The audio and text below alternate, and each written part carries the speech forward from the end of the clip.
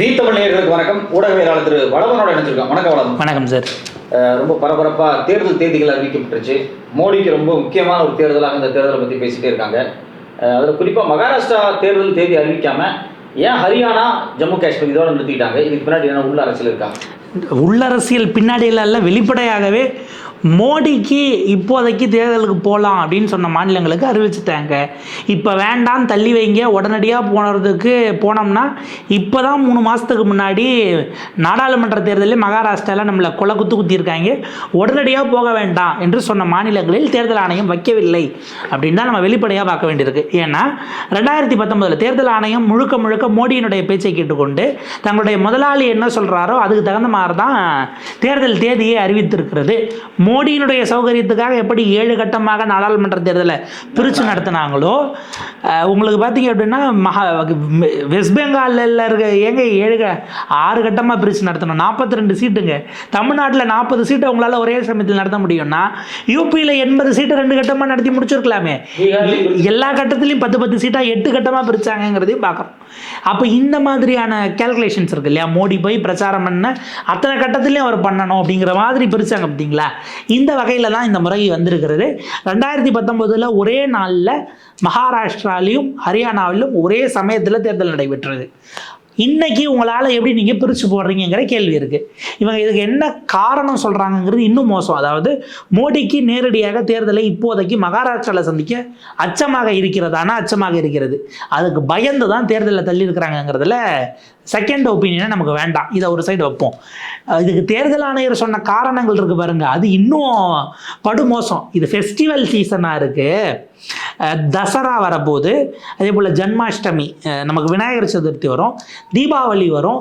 இந்த மாதிரியான காலகட்டங்களில் பெரிய அளவுக்கு தேர்தல் நடத்துறது அப்படிங்கிறது கொஞ்சம் கடினமானது. மக்களுக்கு அது ரெகுலர் சைக்கிளில் பாதிக்கும். அப்படின்னா அப்போ ஹரியானாவில் இருக்கிறவங்களும் ஜம்மு காஷ்மீரில் இருக்கிறவங்களும் தசரா கொண்டாடாமல், நவராத்திரி கொண்டாடாமல், இது கொண்டாடாமல், தீபாவளி கொண்டாடாமல் ஓட்டு போடணும். அங்கே இருக்கிறவங்க ஓட்டு கேட்கணும்.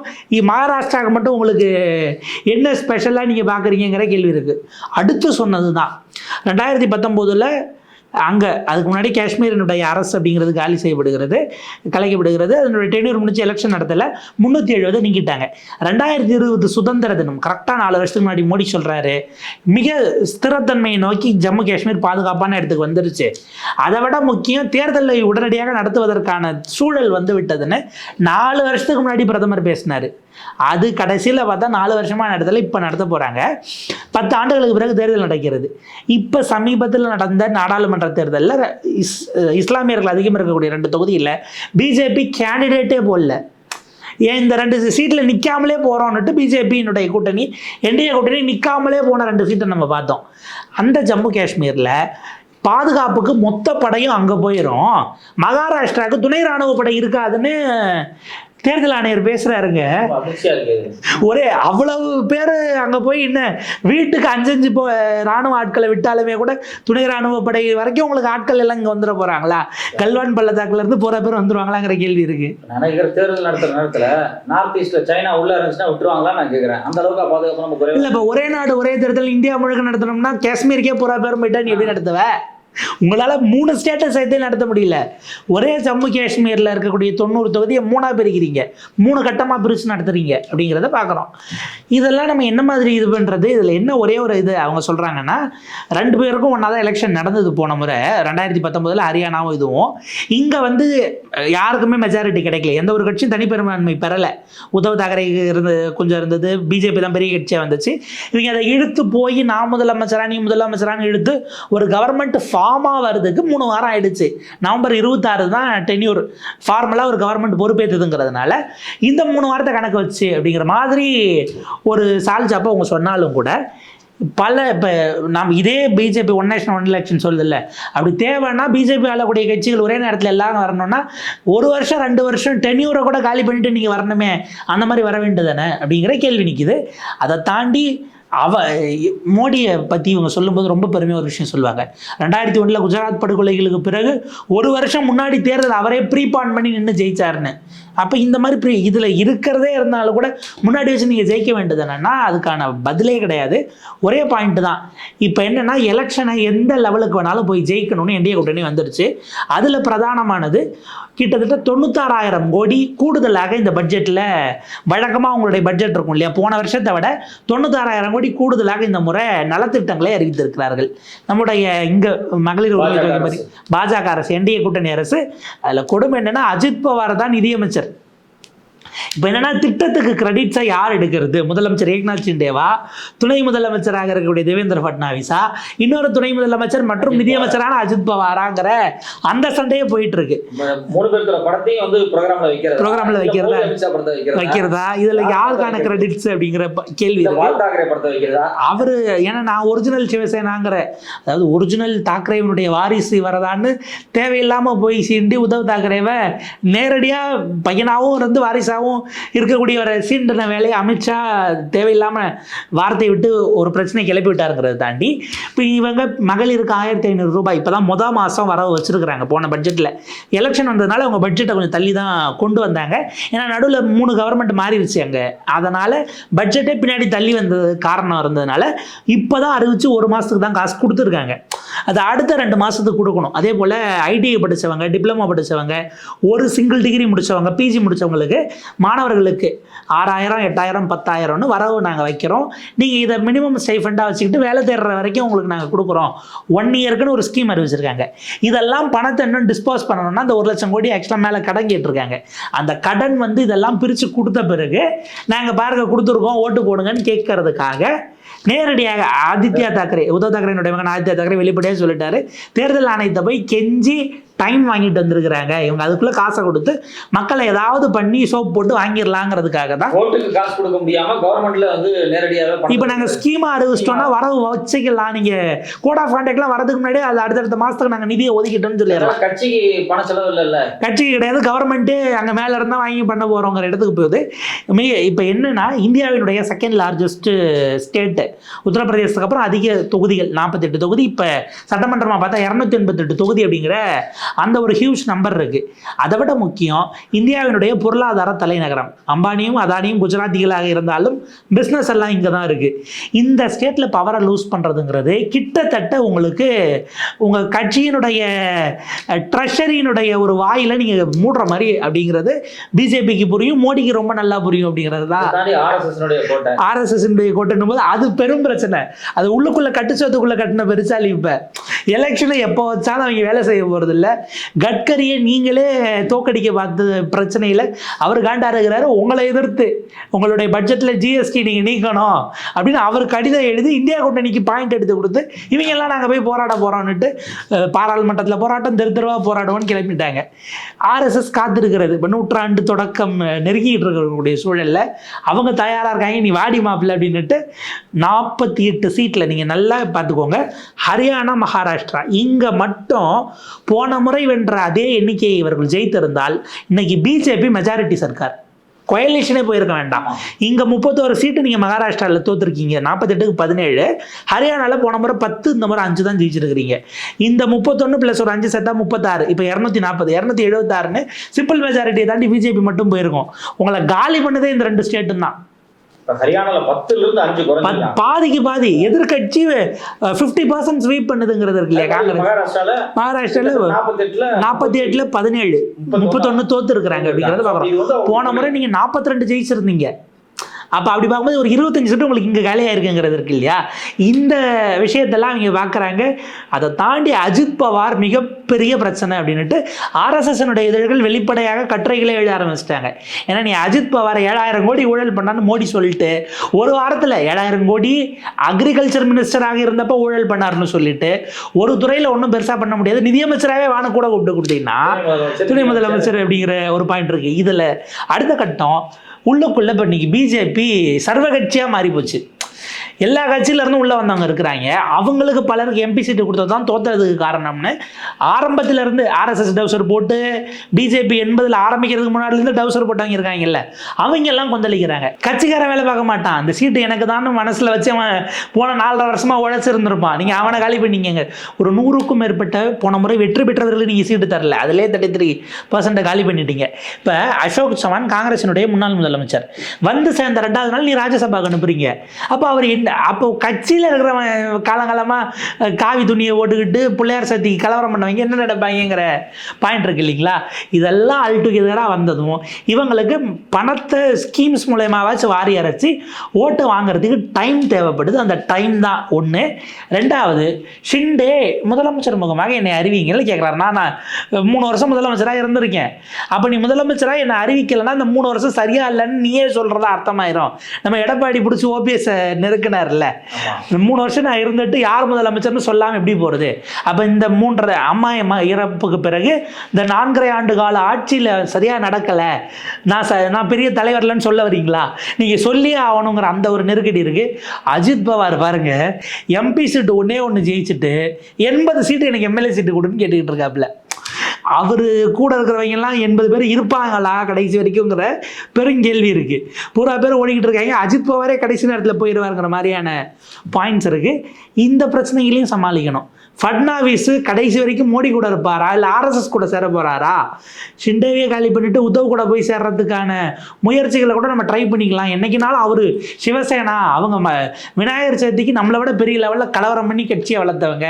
அந்த மராத்தி ஓட் பேங்க், ஏன்னா போன முறை அவ்வளோ பெரிய வெற்றியை சிவசேனா பிஜேபி பெற்றதற்கு காரணம் பிஜேபி நான் மராத்தி ஓட் பேங்கை மொத்தமாக கன்சாலிடேட் பண்ணிச்சு, Shiv Sena Marathi vote bank consolidate பண்ணிச்சு. இந்த கெமிஸ்ட்ரி நல்லா ஒர்க் அவுட் ஆச்சு. அதில் பிரச்சனையே மராத்தி ஓட் பேங்க் கூட்டணியில இருந்து பிஜேபிக்கு டிரான்ஸ்ஃபர் ஆச்சு, சிவசேனாவுடையது. ஆனால் இவங்களுக்கு நான் மராத்தி ஓட் பேங்க் டிரான்ஸ்ஃபர் ஆகல, ஏன்னா இவங்க காலம்பூரா அவங்கள அடிச்சே கட்சியை வளர்த்தவங்கிறது. ஆனால் இப்போ ட்ரெண்ட் மாறுது. உத்தவ் தாக்கரே செக்யூலராக பேச தொடங்கி இருக்கிறார் அப்படிங்கிறத பார்க்குறோம். அவர் சொல்றாரு, வக்பு நிலத்தை நீங்க புடுங்குறன்னுட்டு நீங்க எப்படி உள்ள வரீங்க? முதல்ல கோவில் நிலத்தை முதல்ல உங்க கட்சிக்காரங்க இருந்து பிஜேபி யாருன்றது முதல்ல காப்பாத்துறத பாருங்க. வக்பு நிலத்தையும் அரசு தொடக்கூடாது, கோயில் நில இந்து கோயில் நிலத்தையும் தொடக்கூடாது. இதை முதல்ல ஓரம் வச்சுட்டு கேதார்நாத்தில் சங்கராச்சாரியார் 200 கிலோ தங்கத்தை காணாங்கிறாரு. அதை இன்வெஸ்டிகேட் பண்ற வழியை பாருங்கிற லெவலுக்கு அவர் வராரு. அதை தாண்டி இந்துக்களினுடைய இந்து முஸ்லீம் ஒற்றுமையை பற்றி எந்த பால் தாக்கரே மத ரீதியாக பிரச்சாரம் பண்ணார்னு 6 ஆண்டுகள் தேர்தலில் போட்டியிட பிரச்சாரம் செய்ய தடை விதிக்கப்பட்டதோ அவருடைய அரசியல் வாரிசான உத்தவ் தாக்கரே செகுலரிஸ்ட பேசக்கூடிய நிலைமைக்கு மோடி கொண்டு வந்து விட்டுருக்கிறாருங்கிறத பார்க்குறோம். இப்போ கோர் ஹிந்துத்துவாவை கொண்டு போவதற்கு பழையபடி திலகர் காலத்திலிருந்து பிள்ளையார் சதுர்த்தி எதுக்கு பயன்படுத்தினாங்களோ அதை பயன்படுத்துவதற்கான ஒரு காலமும் இப்போ பிஜேபிக்கு தேவை. கூடுதலாக இந்த ஓட்டுக்கான விஷயங்கள், ஏன்னா ஒரு எம்எல்ஏ இப்பயே போய் மிரட்டிட்டார். பிஜேபி எம்எல்ஏ அவருடைய இணையர் வந்து எம்பியாக இருக்கிறார்கள், ஐ திங்க் நவநீத் அப்படின்னு சொல்லிட்டு ஒரு பெண் எம்பி, அவங்களுடைய கணவர் அங்கே பிஜேபி எம்எல்ஏவும் இருக்கார். அவர் சொன்னார், லேடிஸ் எல்லாம் நாங்கள் 1500 ரூபா கொடுக்குறோம், எங்களுக்கு ஓட்டு ஒழுங்காக போடணும், இல்லைன்னா அந்த ஸ்கீமை நிறுத்திடுவோம். நாங்கள் எப்படியாச்சும் ஜெயிச்சு வந்துட்டு உங்களுக்கு அந்த ஸ்கீமை நிறுத்திடுவோம், மகளிர் ஓட்டு வருதா இல்லைன்னு நாங்கள் பார்ப்போம், ஜெயிச்சு வந்தால் 3000 கொடுப்போம் அப்படின்னு வெளிப்படையாக அங்கே கூட்டத்தில் போய் இந்த தொடங்கி வைக்கிறாங்க. அது 1500 ரூபா செலுத்துகிற விழாலே இருந்தாலும் இப்போ 3 மாதத்தில் ஓட்டு போடுறதுக்கு தான் காசு கொடுக்குறோம்னே அவர் பேசி இப்போ அங்கே பெரிய பிரச்சனை ஆகிட்டு இருக்கு. ஒட்டுமொத்தமாக நம்ம ஜெயிப்போமா அப்படின்னு கேட்டால் 3 மாதத்துக்கு முன்னாடி நடந்தது திரும்ப ரீப்ளே மாதிரி நடந்துருச்சுன்னா ஆட்சி அதிகாரம் போகுங்கிறத தாண்டி ஷிண்டே அதே போல் அஜித் பவார் இவங்க ஜெயிச்சது கிட்டத்தட்ட எங்கள் 8+1 9 எம்பிகள். ஆனால் நிதிஷும் நாயுடுவும் நம்மளை என்னவா பார்ப்பாங்கங்கிறது இருக்கு. ஆர்எஸ்எஸ்னுடைய கோட்டையான இந்த ஸ்டேட்டையே உன்னால் காப்பாற்றிக்க முடியல, அப்போ நீ எதுக்கு பிரதமராக இருக்குங்கிற குரலும் வந்துருங்கிறதுனால மோடி அமித்ஷா அதை எலெக்ஷன் வின்னிங் மிஷின்ஸ்ன்னு இவங்க அவங்களே சூட்டிக்கிட்டாங்க இல்லையா பெயர், அவர்கள் தேர்தலை கண்டு அஞ்ச தொடங்கி இருக்கிறார்கள் என்பதற்கான உதாரணமாகத்தான் இது இருக்கிறது. இதில் மிக மோசமான கேடுகட்ட நிலைக்கு போனது தேர்தல் ஆணையம். இது ஏற்கனவே மோடியினுடைய ஒரு அடிமையாக மாறி போனது. அது இன்னமும் அந்த ஸ்டேட்டஸ் கோ தொடர்கிறது தான் நம்ம பார்க்க வேண்டியிருக்கு. இப்போ வந்து ஹரியானா தேர்தல் வந்து ஒரு கட்டமாக நடத்துகிறாங்க அக்டோபரில். இப்போ வந்து ஹரியானா மையமாக வச்சு ஒலிம்பிக் போட்டியில் கலந்துக்கிட்ட வினேஷ் போகட் எப்படி அவமானப்படுத்தப்பட்டிருக்காங்க கடந்த காலங்களில் அப்படிங்கிறது இந்தியா முழுக்க அறிஞ்ச ஒரு விஷயமா இருக்கும். கண்டிப்பாக அது வந்து ஹரியானாவில் ஒரு பெரிய கொந்தளிப்பான சூழலாக இருக்கும். இது தேர்தலில் பிரதிபலிக்குமா? மிக நிச்சயமாக நம்ம அதை பார்க்கலாம். ஏன்னா ஹரியானா வந்து நீங்கள் பல வகையில் பார்க்கணும். ஒன்று, விவசாயிகள் போராட்டம் அங்கே பெரிய லெவலுக்கு ஆகிருக்கு. ரெண்டாவது, அக்னிபாத் அக்னிவீர் ஸ்கீம் பெரிய லெவலுக்கு. ஏன்னா அவர்கள் விவசாயிகளாக இருப்பார்கள், ஆனால் வீட்டுக்கு ஒரு பிள்ளை கண்டிப்பாக இராணுவம் அப்படிங்கிற இடத்தை நோக்கி போகக்கூடிய லெவலுக்கான ஒரு குடி சமூகமாகவும் இருக்கும். ஸ்போர்ட்ஸ் ரீதியாகவே அங்கே அஃப்கோர்ஸ் இப்போ நம்ம வினேஷ் போகத்தை பார்க்குறோம். வினேஷ் போகத்துக்கு எந்த அளவுக்கு நெருக்கடி கொடுக்கப்பட்டது அப்படிங்கிறது ஒன்று. 2 வெண்கல பதக்கம் என்ற மனு பார்க்கர் இருக்காங்க இல்லையா, இந்த மனு பார்க்கரை அவங்களுக்கு இதுக்கு முன்னாடி அவங்க ஏஷியன் கேம்ஸில் நினைக்கிறேன் ஆர் காமன்வெல்த் கேம்ஸில் அவங்க பதக்கம் வெல்றாங்க.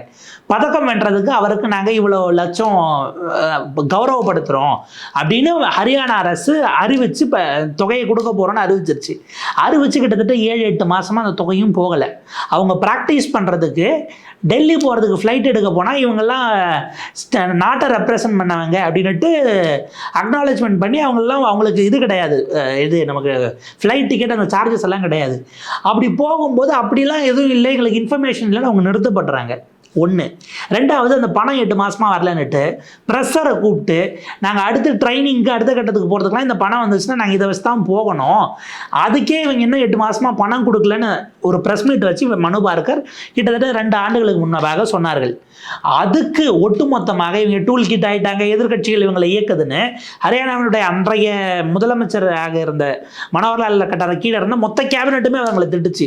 ஒரு ஃபோன் காலில் இவங்க வந்து எங்கள்கிட்ட கேட்டிருந்தா நாங்கள் பார்த்து செஞ்சுருப்போம், என்னைக்குனாலும் கொடுக்க தானே போகிறோம், நாங்கள் தான் கொடுக்குறோன்னு சொல்லிட்டோம்ல அப்படின்னுட்டு அதில் தொடங்கி நாட்டை ரெப்ரசன்ட் பண்ணுறக்கூடிய ஒருத்தவங்களுக்கு அவங்க ப்ராக்டிஸுக்கு போகிறதுக்கு டெல்லி போகிறதுக்கு ஃப்ளைட்டில் நீ டிக்கெட்டுக்கு பணம் கட்டி தான் ஆகணும்னு கடைசி நேரத்தில் மறுத்து ஏர்போர்ட் அத்தாரிட்டியில் உங்களுக்கு பிரச்சனை நடந்து அதை கூட காப்பாற்ற முடியாத லெவலுக்கு போச்சு. இந்த பழைய ட்வீட் எல்லாம் இப்போ அவங்க வெண்கலம் ஜெயிச்ச உடனே கூப்பிட்டு எல்லாரும் போஸ்ட் போட்டுட்டு இருந்தாங்கல்ல, பார்த்து அவங்களோட ட்ராக்கை தோண்டனா 2 வருஷத்துக்கு முன்னாடி எதிர்கட்சிகளுடைய தூண்டுதலின் பேரில் இவங்க இப்படிலாம் பண்ணிக்கிட்டு இருக்காங்க, இந்த பிள்ளையை வந்து அவங்க இயக்குறாங்க, இவங்க வந்து தூண்டி விடப்பட்டு டூல் கிட் ஆகிட்டாங்கன்னெல்லாம் இதே பிஜேபிக்காரங்க வரிசை திட்டிருக்காங்க. நீங்கள் பார்த்தீங்கன்னா 2 வெண்கல பதக்கத்தோட காங்கிரஸ் கட்சியினுடைய அத்தனை தலைவர்களை அவங்க சந்திச்சாங்கிறத பார்க்குறோம். இதுக்கு அவங்க ஃபேமிலியில் அவங்களுடைய ட்ரைனரில் தொடங்கி ஒரு தீவிர காங்கிரஸினுடைய பேக்ரவுண்ட்ஸ் ஃபேமிலியாக தான் அவங்க இருக்காங்க. அதோட முக்கியம் வினேஷ் போகத், இவங்க 2 பேரையும் ஹரியானாவினுடைய மகள்களாக இந்தியாவினுடைய மகள்களாக பார்க்கிற இடத்துக்கு வரும்போது ஒட்டுமொத்தமாக அந்த உணர்வு என்பது இவர்களை கைவிட்டது யார்? ஏன்னா 53 கிலோ பிரிவில் பங்கேற்க வேண்டிய வினேஷ் போகத்தை 50 கிலோவுக்கு தள்ளினதுலேயே சதி இருக்குது அப்படிங்கிற query வருது. அந்த 53 கிலோவில் வேற ஒருத்தவங்களை இவங்களுக்கு பதிலாக போட்டு அவங்க அங்கே டிஸ்குவாலிஃபைனா தொடக்க நிலையிலே அவங்க வெளியேறக்கூடிய சூழலும் வந்திருக்கு. அட்லீஸ்ட் இவங்க அந்த 53லேயே இருந்தாலும் அந்த 50லேயே அவங்க ஜெயிச்சிருக்கணும். ஜெயிக்க வேண்டியதில் நீங்கள் கடைசி வரைக்கும் ஃபாட் பண்ணல. 53லேயே இருந்திருந்தால் இன்னும் கம்ஃபர்டபுளாக பழைய நிலையில் இருந்து அவங்க ஜெயிச்சிருக்க வேண்டியதையும் பறிச்சிட்டீங்கிற அந்த ஒரு கோபம் இருக்குது. இது எல்லாவற்றையும் தாண்டி மனோகர்லால் கட்டாரை கிளப்பிட்டாங்க. இப்போ அங்கே நயாப் சிங் சைனி தான் முதலமைச்சராக இருக்கிறார். இன்னைய டேட்டுக்கு பிஜேபிக்கு அங்கே மெஜாரிட்டி கிடையாது. ஏன்னா நீங்கள் கூட்டணி கட்சியான ஜேஜேபி ஜனநாயக் பார்ட்டி இருந்துச்சு, அவங்க வெளியில் போயாச்சு. காங்கிரஸ் ஏன் இவங்களுக்கு சுயேட்சை ஒரு 6 பேர் ஆதரிச்சாங்க, அதில் 4 பேர் காங்கிரஸ் கூட இப்போ போயாச்சு. 2-3 சீட்டு கம்மியாக தான் இருக்குது. ஆனாலும் காங்கிரஸ் ஏன் கவுக்கலைன்னா 3 கட்டமான ஜனநாயக் பார்ட்டி தனியாக இருக்குது, காங்கிரஸ்க்கும் மெஜாரிட்டி இல்லை. இந்த நேரத்தில் கவுத்தோன்னா அது சிம்பத்தியாக மாறிடக்கூடாது அப்படிங்கிற பாயிண்ட்டும் நயாப் சிங் சைனி சொல்லக்கூடியதை கேட்குற இடத்துல கட்டாரினுடைய ஃபேக்ஷனாக இருந்தாங்கல்ல, அவருக்கு விசுவாசமாக இருந்த கேபினெட் மினிஸ்டர்ஸே முதலமைச்சருக்கே ஒத்துழைக்காத நிலை இன்னமும் அங்கே பெரிய பிரச்சனையாக இருக்குது.